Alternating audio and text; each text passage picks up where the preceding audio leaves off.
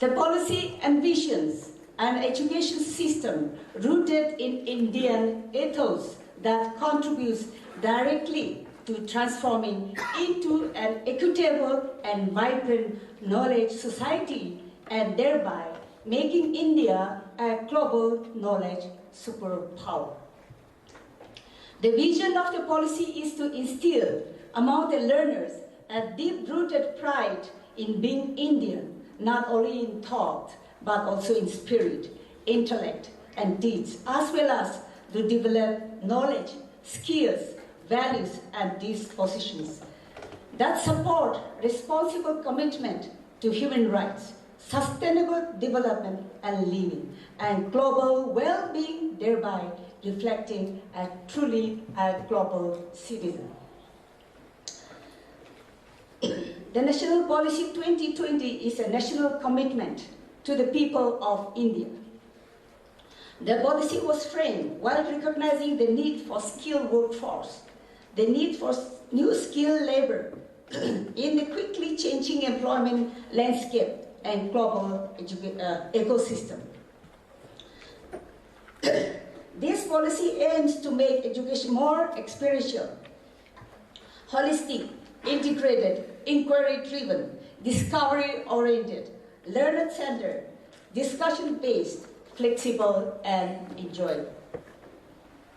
The NEP 2020 envisaged that Indian education curriculum include basic arts, crafts, humanities, games, sports, fitness, languages, literature, culture, and values, in addition to science and mathematics, so as to develop all aspects and capabilities of learners. It has been recommended that NCERT develop the 4 national curriculum in the context of National Policy 2020. This strategy adopted by the NCERT and the Ministry of Education Government of India to frame the national curriculum NCF by incorporating and integrating the local and indigenous flavors from across the country through wider consultations. In this context, SCERT in the country are entrusted as state nodal agency for development of the state curriculum framework. The SCERTs have been directed to set up 25 state focus groups to work on 25 curricular areas identified for focus group position papers. Accordingly, 25 state focus groups were constituted last year, and each group were tasked to work on the subject areas assigned. The Nagaland's state focus group for 25 subject areas worked tirelessly to bring out a draft state curriculum framework guided by the visions and principles of the NEP 2020 to integrate and infuse traditional knowledge, cultural values, indigenous education in all the subject areas of the state curriculum framework. The draft was prepared, keeping in view the difficulties faced in the present system of education and looking at the challenges ahead of us in the years to come. At bottom-up, an inductive approach to curriculum development was adopted as a major academic strategy for the present curriculum development, where curriculum is developed from local specific relevance to general. The draft position papers on the 25 subjects have suggested many changes in the content areas and approaches. The inclusion of indigenous traditional knowledge in the curriculum of both school education and higher education is an extremely relevant component in the policy document of NEP 2020. As envisaged in the National Policy 2020, the foundational stage onwards, it is to redesign all curriculum and pedagogy to be strongly rooted in India and local context, customs, language, philosophy, geography, ancient and contemporary knowledge, societal and scientific needs. So we are at the threshold of change. So once the curriculum is developed, so also the structure will be, the school education structure will be restructured, recalibrated. The next one is the holistic approach, which our director has already mentioned. holistic. Right now, we have been talking, as of today, we have been following the system of rote learning. But we have to learn and make our children learn how to learn. We have been talking about importance of subjects, importance of core subjects. Of course, core subjects will continue to remain, but it has to be integrated with the arts, integrated with sports, integrated with life skills.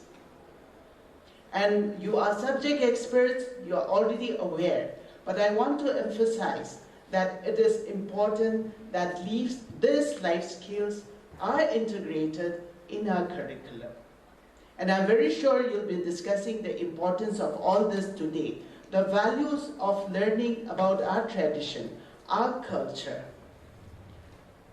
the knowledge of the state, the knowledge of the country, the knowledge of the fundamental rights, the knowledge of the duties.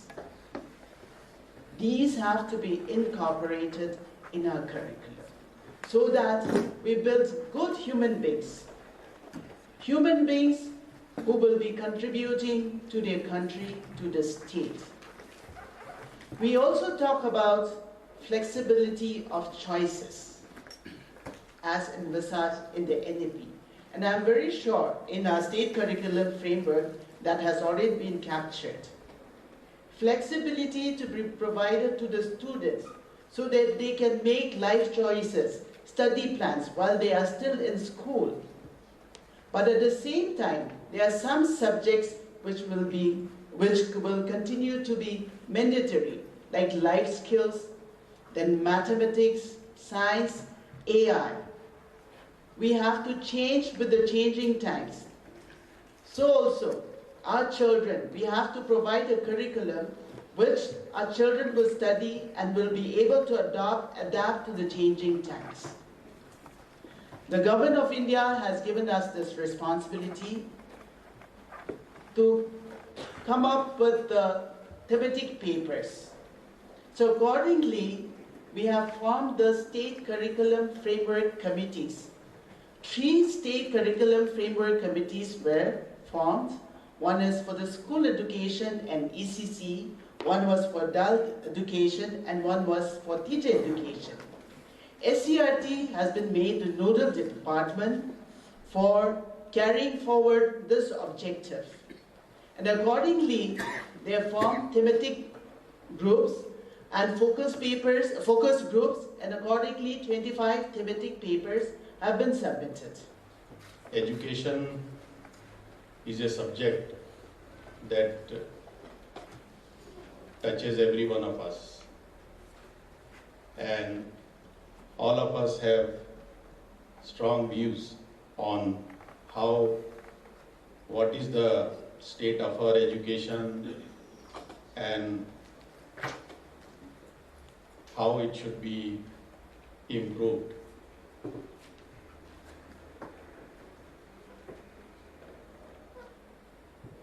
There are maybe things which we are not satisfied about. There may be many weaknesses in the system, but it is also true that a lot of good work is also happening in our state as well as at the level of the entire country. We are all aware that Nagaland education policy, National Education Policy 2020 was framed after a long gap, almost 34 years. Our last policy was in 1986. And after the policy of 1986, the program of action to implement that policy came in 1992. So after announcement of the policy, we actually came up with a program of action after 6 years. But this time,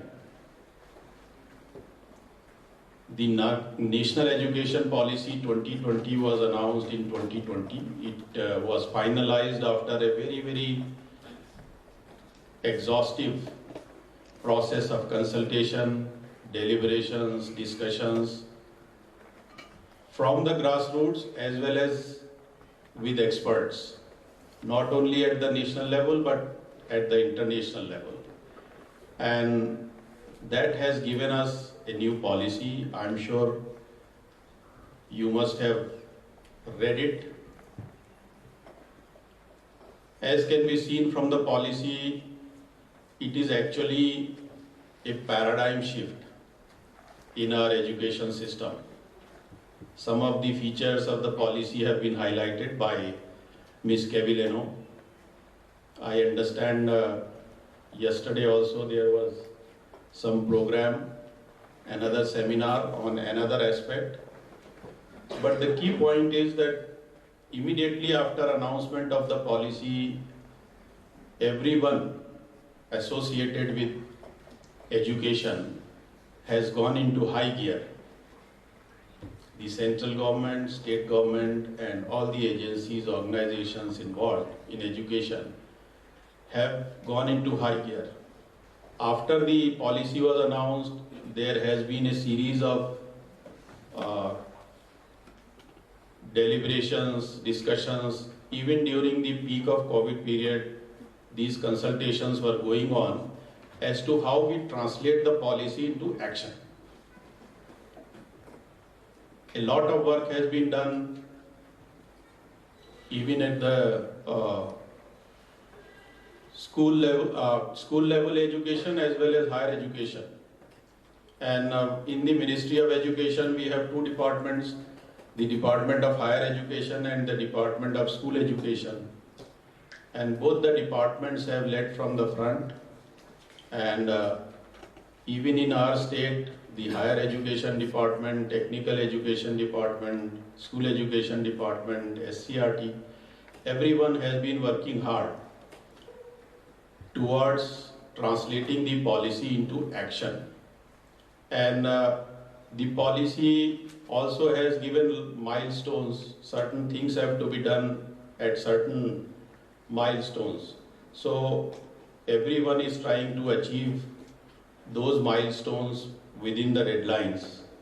And I am happy to say that our state, our officers, and all those people who are involved in taking follow-up action, they have been working very hard. I keep getting feedback, not only from the officers in the state, but also even from the central government. These consultations again have given rise to various other follow-up things, and this seminar also is one of the follow-up actions. I remember this year, after 2 years of COVID, in the 10th exam, our results in school were less than our expectations. So there was an outcry from the people. But that points to an underlying problem in our system which needs to be fixed. And I am hopeful that all these aspects will be taken care of when our curriculum framework is designed, so that the learning outcomes improve. Otherwise, we will continue to have this problem where our children are not passing the exams. So, I'll not speak much about the technicalities of this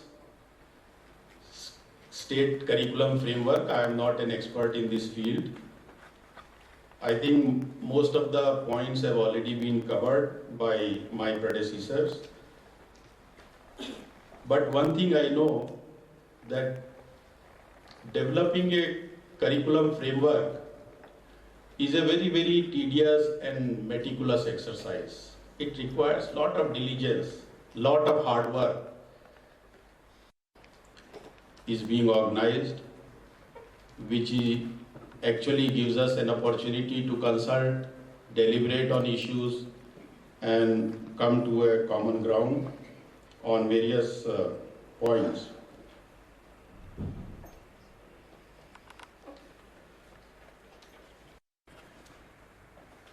So that's about all. My best wishes to all of you for developing a very comprehensive state curriculum framework which will make a real contribution in improving the learning outcomes for our schools, in improving the quality of education, in making our children.